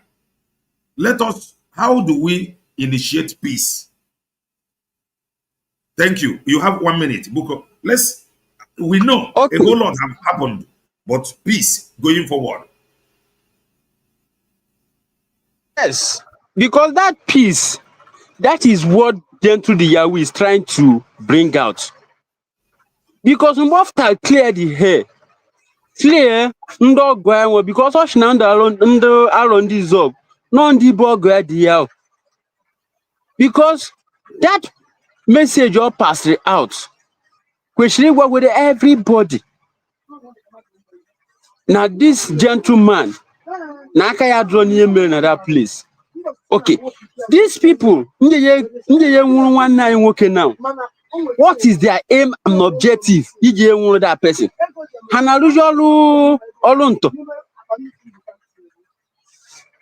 Because every one of them supposed to come together. Please, hold on. Kingsley Isaac, he said, be careful, my brother, the way you talk to our commanders. Yeah, but this is the problem we have. You see the write-up. I talked about peace. What I am saying here is peace for the sake of our land. Have I insulted anybody? Did I call anybody a criminal? Have I called anybody's name? Why are we like this? Why are we like this? I want to say something here and now. I am an independent broadcaster. And you see this very program will be the last I will do pertaining anything on ground. This is how some of you are. Oh, you are not talking anything about what is happening on ground, though. When somebody asks for peace, some of you will run out, attacking the person as if that the person is insulting anybody. This is how you people are. Open channel and talk. You cannot talk. Somebody asking for peace, you people will run out and begin to attack the person. You see, this is the last time I will use my platform and they talk anything happening in that is in homeland. That is it. Going forward, before I don't even normally talk about it. But this is how you people are, creating problem everywhere. When we talk about discipline, you are still blaming Fulani, Arondi Zog. So what happened there? We have not had any Fulani man name. What happened that Dr. Ngozi Orabueze is posting now? We have not had any Fulani name. Can't we just look down and see that there is problem and we find out how to solve this problem and accommodate one another? What is wrong with us? Please round up, sir. You only have 5 seconds. Well, ị ga-aghọtakwu na n'ụmụnne anyị. What that okwu onye bịa nkwuru okwu before. What they are planning to achieve. What they are planning to achieve. Okay. Yes. What they are planning to achieve. We fighting each other. That is what every one of us not even supposed to make that thing even come up in this critical time. Because the ones who will promise this Simon Ekpa from the picture, they have succeeded in that particular thing that they wanted to do. But every one of us is supposed to come together. Because we are not going to achieve anything on it. Thank you. We are not going to achieve anything on it at all. One ibu one name. Onye mbuje one upload ogun konongo mbe na chokji ka emelu na ka imalo na. Everybody supposed to come together from here. Let me hit my mic with your mouse. Thank you, sir. Obi one, you have 1 minute. Because Kenenna. Kene daddy. Dalo. Thank you, my brother. And yeah, I need to express how I feel, ne? Okay, sir. The I'm here on time, but I started listening from Winnie Koku piece, according to Nana Cho and Wanacho, and this the piece. I do not agree with you on that. Now, imagine say 2 elephants fighting ground suffers. All struggle kind of ground they not suffer. What they are now? You know. Oh, you could choose you have couple windows and I got when Nani can knock it. Simon in your phone you cannot move, man. You fuck off. And they move because now here natural, then why natural government you know sponsor shop. These people they mean Hana tune in anywhere. And my man only men on ground and so many other ways. But I think what is going on with these men on ground, I'm an able from decentralization. When you're talking about decentralization, you meaning and I cannot hear a struggle and a shift to military into the government structure. Now, imagine why I do not agree on what you said, or not really like too much, but as na that one hefta now. Do quite a men on ground that sometimes or toy gun can use. Or now, oh how so how one on the ground is supposed to aim at what is better for them. Any day had decided to lose guard. I want her to change. So they're supposed to be smarter than even us. I know there. The thing not there on the asset goes a platform. Yana supply here. We go Butuzo, Igwe Koji Gombo. Igwe Koji go. And if we had the car, put triple general when I say mind you, Nisia, oh, Fun Kana or Sociable labor. The most important thing there, these people, the men on ground, suppose you catch everybody know that this thing where my here because no how now. Oh how now. Oh how can a fundraising. Oh how can a they supposed to, I believe even when problem between fallback na USB.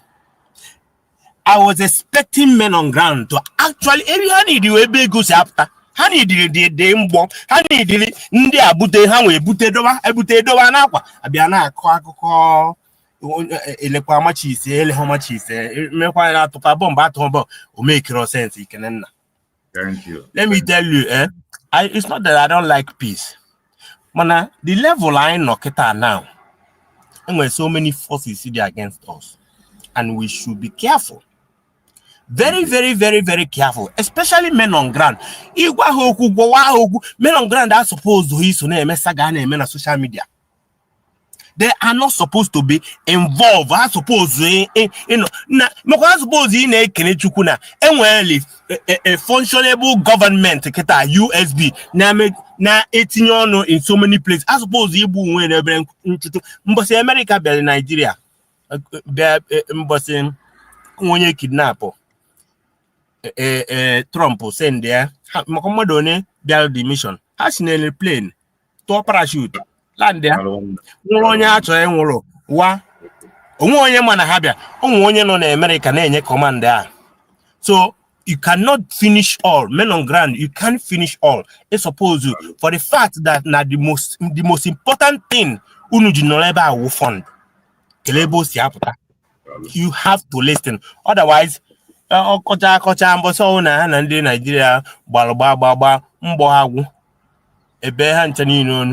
which is not good.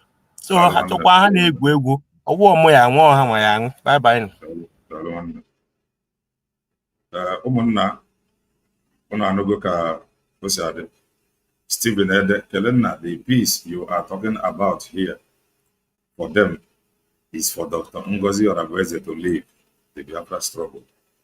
My brother, oburo the peace mụnwa chọ. Ma si oburo the peace mụnwa chọ ọ oburo the peace mmene. You got to go. Oburo the peace mụnwa mmene. Ọ na-ewute m na anịba anyị dị ntụ ọdụ o mere onye ọ ya bụrụ onye afọ asị na ya dị comfortable na obi na-atụ ya ụtọ ntụ anịba anyị dị. Few days ago egbuene ndị egburu arụ ndị Izọgụ. Few days ago those that visited Mazeba complained how he wants peace. Peace nke Mazeba, we have been shouting it here then. Ndị na-agba Dr. Ngozi Orabueze saga. We told them na saga fa na-agba Ngozi Orabueze na ọ dị mma ọ dịfa ka egwuregwu. Today Maazị Ekpa, according to them, Maazị Ekpa have told them to stop, and the first stop go. Dr. Ngozi Orabueze will post to something she posted pertaining the name Thunder. If I in a book dodi I am a na not the difficult. Mana, I don't think no whether if the more expensive than human life. I don't think no whether if the more expensive than human life. Let us love one another. We know this from Finland. A whole lot of confusion has really happened. A whole lot have happened. From that account, age web also. Aqua not to asere. Aqua not to asere. There is a whole lot of people has been gossiped to. Aqua not to asere. Behind the scene. The mic that I opened, I did not open it as a freedom fighter. I did not open it as member of IPOB. The reason why I opened the mic is whatever you know that can bring peace, say it out. That was why I opened the mic. And we cannot continue shutting people up. If you continue to come and shut people up, tomorrow it is some of you that will still come that nobody is talking about what is happening in our land. Unto I come. If some independent broadcasters keep quiet, Obeagabu the best way to go. Sorry, I think I am done with the link. The other go. The way things is yaga. Maybe when next we post link, you say something. The other go. The way things is yaga.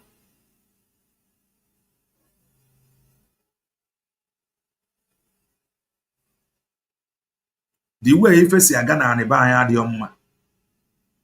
the way a brother see a brother accused or drama. This is confusion.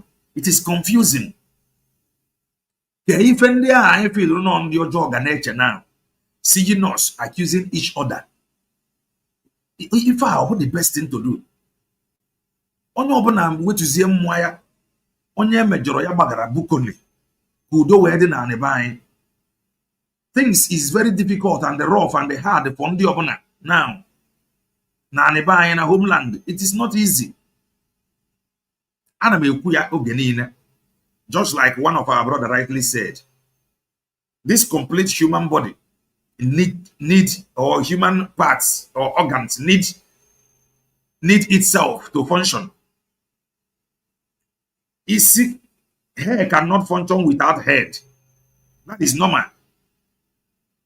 Even in a chukwu kere na arụ mmadụ, ntu aka government dị, ntu aka obodo dị, ntu aka mmadụ dị, hair cannot function without head. Let us be our brother's keeper. Be your brother's keeper. O nwere ka ọ dị ezigbo ife mwute na ndị na-ekwu okwu nwere onwe bụ ndị na fight each other na social media. People that is not freedom fighter. Ke ka ndị nọzi anọ ga-ama ife a na-ekwu ga-esi je enwe hope and believe that of a truth na ife ahụ na-agwafe abanyere nwere onwe na eziokwu. That is just the area we are coming. We know that a whole lot of gossip has happened. Akwa na ọtụtụ asịrị. But we are no longer children. Let us advise one another. Let us advise each other. So that we can forge ahead for the sake of peace. I say no source now. Our elders.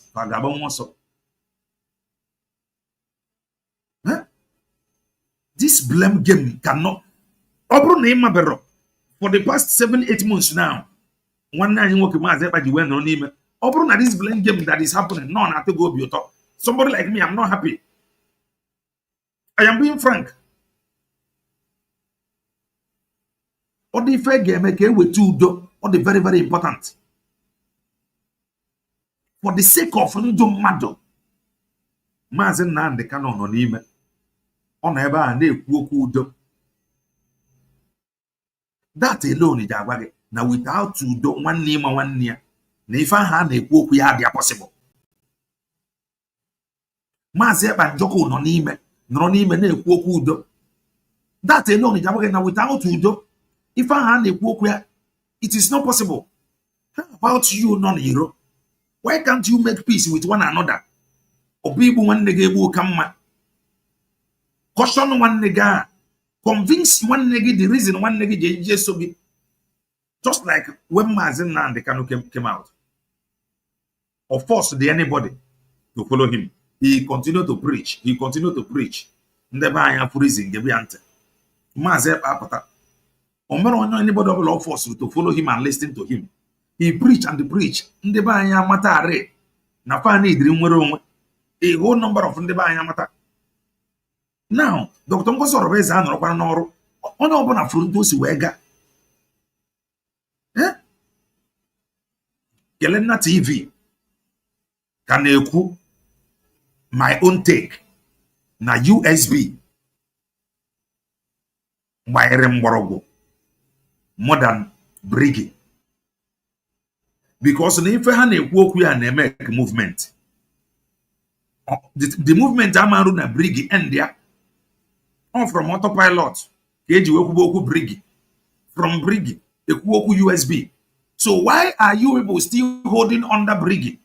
Why not hold onto autopilot? So you should come out and explain to us why EJJ hold Briggy like this face. Why holding onto Briggy? Why not hold onto autopilot? That is just all. And if I have one day, if I have a talk number, if I have a when you come here, you will think, oh, Kelena TV, don't advise government. One human life is involved. Obo, Bongo, as a country, obey the Afo, Ndana about Tragiscan or repented Boko Haram. Obey fire.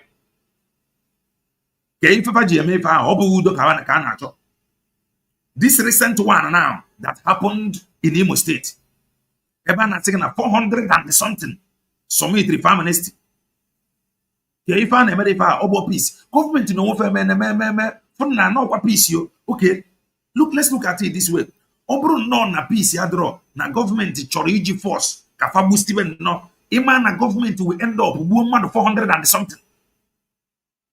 In a government that initiate the peace na fametaria.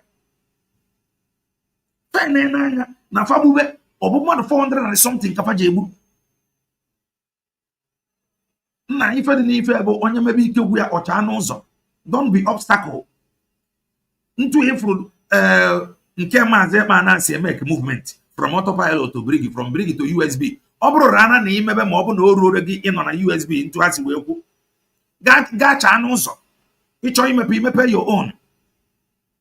That is the simple truth. Ọ bụ onye na-aga n'iru ịnọkọta ekwusiri ofu ebe sị na ịdị agazi na ebe a ka ị ga-anọ. Somebody like what we played to you in some hours ago. One night Charugo said that she is not going to talk anything until Mazin Nandi comes out. The reason why some of you, your character, have chased her out. And not that any of you will come and replace her.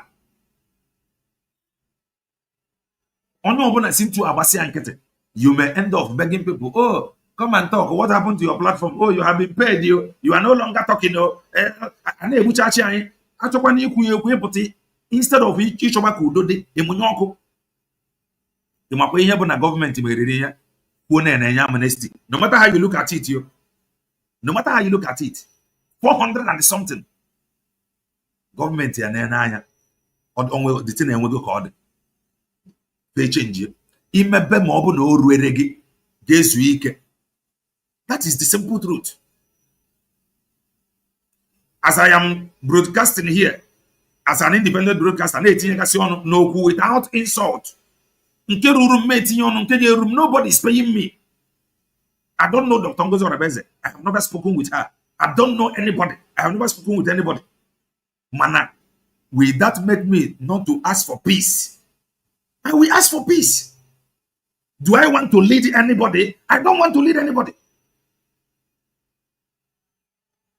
Please, can you show me Udo? No one you one near Buodogu. Onye zuri ba nwanne ya ga-eti ya na ebe ga-eti ya n'oru odoro na mma. The government how to open up a channel which na pay at time without number that they are open and free. Anybody who is ready to work with them, that they are ready. Who do they? For the sake of onya Dr. Ngozi Orabueze na post to ana acho oburu na obu turu onya je wetu udo si wetu udo oburukwane na onya ha nọzi agwa anyị na ọnọzi oburukwane na ọnọ agwa anyị na ọnọ emeke ya peace opụta. Very simple as that. Why are you make for code difficult? Ịpụta na social media, oh, I disagree. But now na pụta na iru bịa kwuo ya that you disagree. Ejo.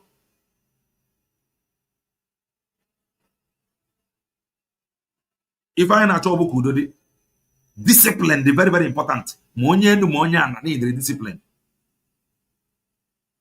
That is the truth. Man, you put a discipline on your channel. Bukoni, we are begging for peace. As a wife, God bless you. If I ain't your Budo, with confusion, we cannot face enemy. One na aga meeting ụmụnna. Onwe ka okwu ji aga ọdị na meeting ụmụnna against a particular family. The family ebenia what is within themselves bụ ụmụnne. Pụta ka meet ụmụnna ka agwa ụmụnna okwu. What are we doing? We can do better. Everybody debe ego by the side. Debe self by the side. Rise up. Maka ofu onye eji na anara ofu onye oru azụ na anarị oru niile.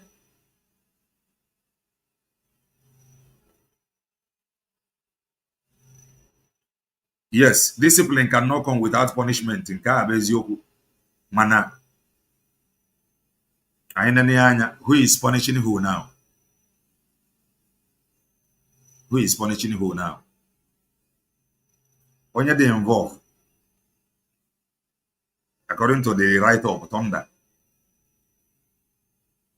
Bonyana punish now.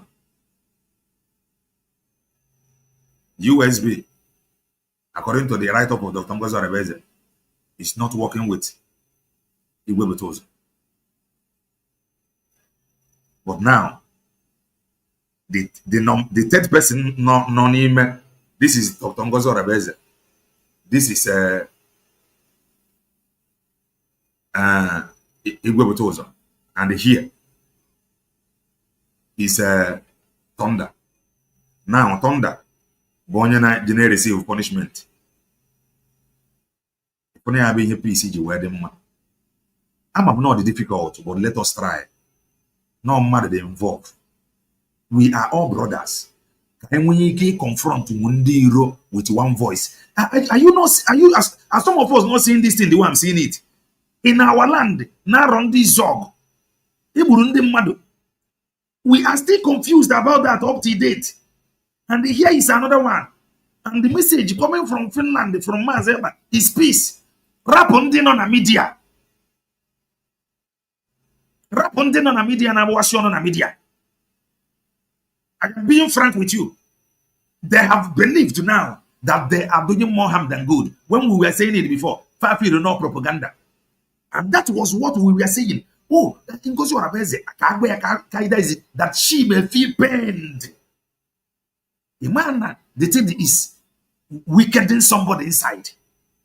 Why you be one nego ko be one negi? Why you did one nego ko be wire? Man, I'm the mad in an how do you think? Now people they see an now. Accusation, counter accusation. How can people feel? Bukone, the cabinet now around Dr. Ngozi Orabueze. Bukone, Bagarianiana. Very, very important. No Bagariane. Let all not keep quiet. Let us reach out to one another. Bukone. If you don't understand that when two elephants fight and a ground suffer it, understand it now. Dr. Ngozi Orabueze, Igwe Butuzo, Thunder on etiti. Oh, mad kobu. Ama onyobu. Mana, this is not the way to go.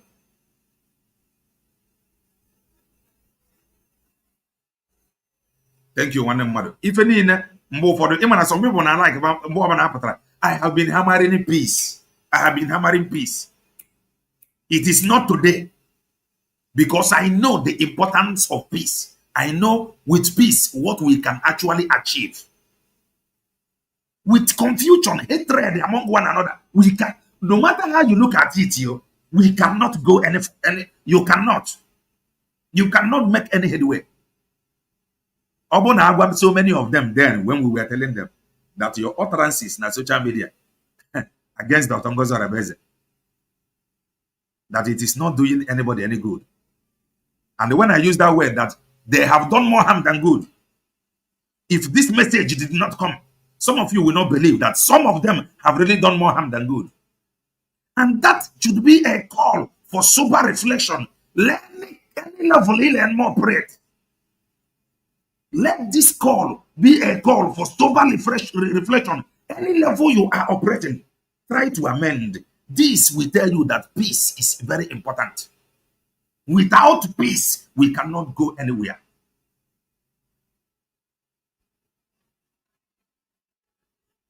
I am being frank.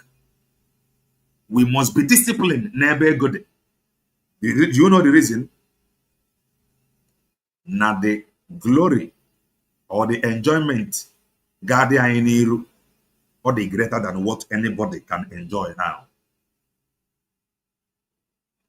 The enjoyment to come is better, greater than what anybody can enjoy now. Bukoni. Let us make peace.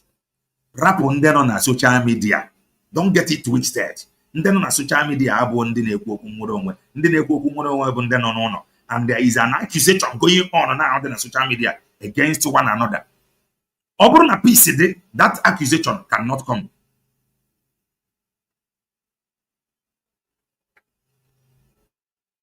Oh, yeah, sorry, I cannot bring that comment. onye ndị oziri ozi ma ndị ma onwe ha. Ịghọtago? Ndị maazị akpaziri ozi ma onwe ha. Fair receive go the message. They cannot tell you that they receive there. Because all of them will come out, oh, Mazeba said, oh, Mazeba said, oh, Mazeba said, oh, Mazeba said. The same them receive the same message again. What does that tell you?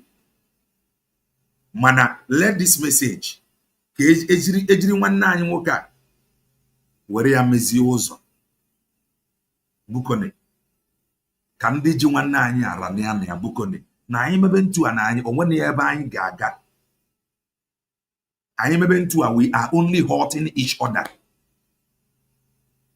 A kingdom divided against itself cannot stand. Bukone. Bukone. I didn't mean it was at this program this far, but the thing depend me, and this will be the last time. I don't normally talk about it. This will be the last time I will talk about it. Then those that is also, because as it is happening now, some people are rejoicing. Those that is rejoicing, they are not helping matter. Those that is telling you, they are not helping matter. But somebody that will come and tell you, Bukoni one them do. I say Boni Kogenene. Omene case atu inoni, Bukoni kai were ni obi one.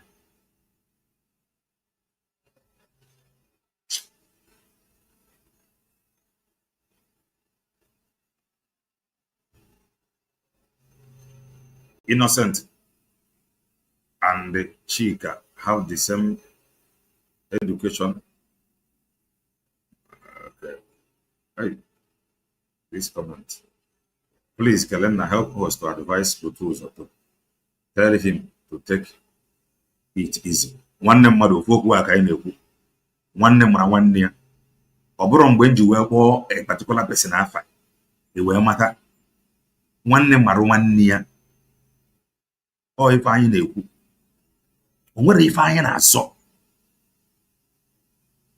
Onwere ife a na-azọ. Ọkwasị na onwere onwe. Why ndị na-ekwuzi okwu nwere onwe a ga-eji na-alụ ọgụ among themselves? Ife dị n'ọrụ abụ ịrụba ma ọ bụrụ na o ruziere gị izu ike. Because isi na ịbara ebe ịzọpụta ndị mmadụ. How can you convince ndị be anyị akafa adịrọ n'ife ọbụla ịtrọst gị na ịbara ebe ịzọpụta fa n'ezie? The only way for them to trust you, nige emefa trust wage. Maze pamere a trust waya, maze nandikano mere a trust waya. How about you? How about you and I? The only thing Kelena TV yemena for you to trust me na me kwezi okwu obuka ntu ansi arịọ ka udo dị. Notwithstanding na mụnwa na USB redeclared bebe maze eba ga-akwụ ma ọpụta. USB redeclared has nothing to do with Dr. Ngozi Orabueze. Ngozi Orabueze, Josh Nodeba Nisi, USB redeclared is bigger than anybody. Is even Maze Banjoko, USB redeclared is bigger than Maze Banjoko. It does not matter who occupy it. The only person anybody occupy the seat in need from us, support, love, encouragement, understanding. And Onya no where no one needs a carry his or her duty very well. And onye ọbụla enwere ọṅụ. Ọbụmpụta masị ya rite oka nri gro and my dear Megan, am I a freedom fighter? The anyị na-ekwu bụ ka onye ọbụla mara nwanne ya, let there be harmony. Somebody on the line nọrọ n'ife ofu somewhere. Let that touch your heart. Nke onye na-comment ife si okereke jide ka oji, ọkarafọ jide ka oji, udo ka mma.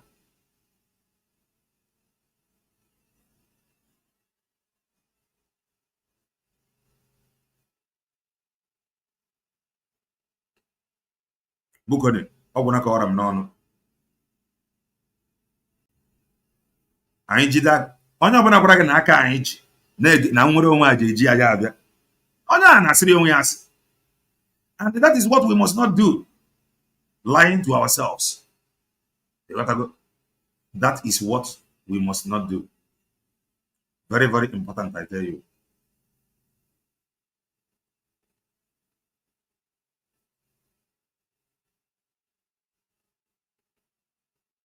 We disagree to agree.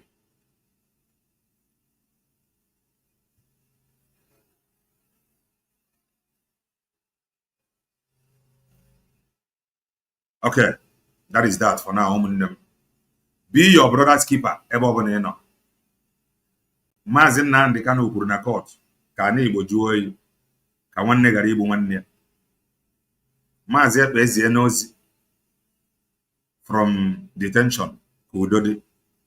And ndị a na-akpọchi ụmụnne anyị na social media femene peace embrace. According to the post of Dr. Ngozi Orabueze, nwanne anyị nwoke na aka afọrọ ya bụ Thunder, according to her post. Ka anyị were kene nke a chọọ udo. A na-eji ụkwụ achọ ife daire na mmiri. A na-eji ụkwụ achọ ife daire na mmiri. That is to say, na ife daire na mmiri first before ewele ụkwụ chọrọ ya. Na ọ bụrụ na ọ nwee ife daire na mmiri ama nji ụkwụ dị achụ ya. Inu ka anyị na-atụ. A na-eji ụkwụ achọ ife daire na mmiri. Ọ bụrụ na ife anyị daigo na mmiri buko na ka anyị wee na ụkwụ chọrọ ya. Ọ bụrụ na anyị ma na ife adaigo na mmiri ka anyị wee na ụkwụ chọrọ ya.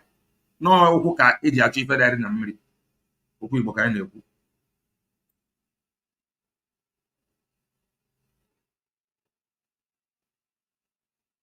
The truth of the matter, bo. Let me see this comment. DPM activities are in social media and it is very obvious. Do not allow anyone to deceive you. Based on if they obtainable on social media. No, I have nobody's phone number. My contact is not on social media. Nobody is contacting me from anywhere. So the reason why I'm waiting on the first to write up.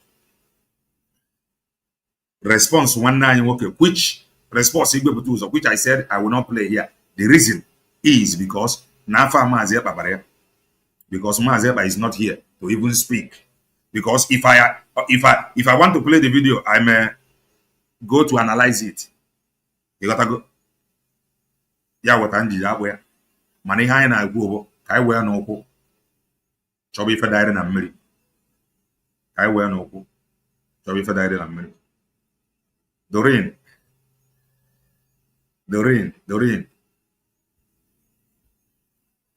You are one of us. Mana.